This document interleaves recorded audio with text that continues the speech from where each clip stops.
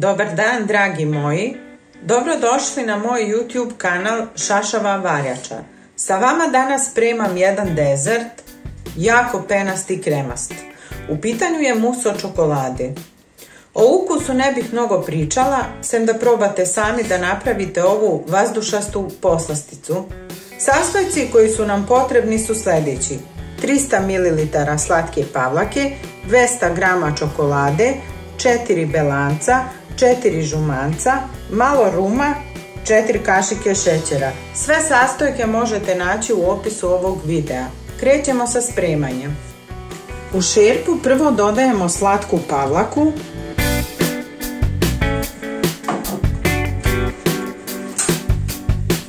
slatku pavlaku neprestano miješamo do pojave mehurića.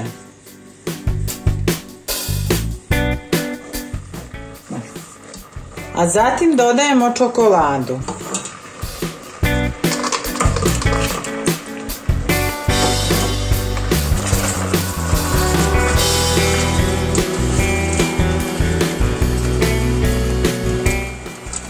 Kada smo sjedinili slatku pavlaku i čokoladu, ostavljamo da se prohladi.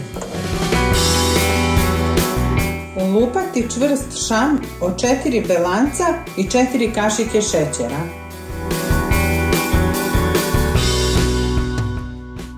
U ohlađenu čokoladu dodajemo žumanca,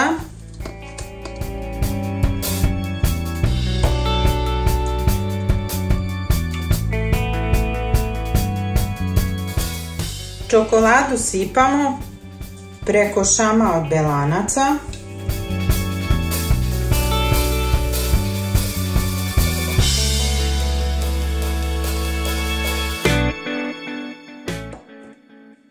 zatim sve spajamo.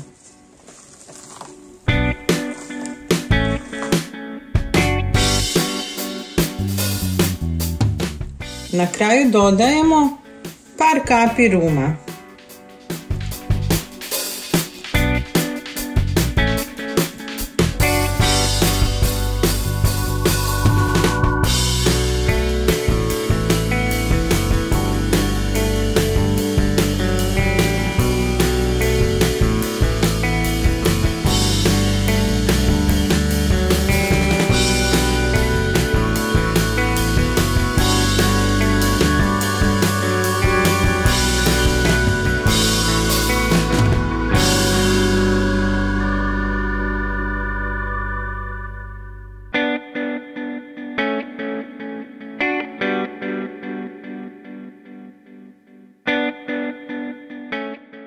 Ukoliko vam se svideo ovaj recept, zapratite moj kanal, lajkujte i delite video. Šašavi pozdrav, do sljedećeg viđenja.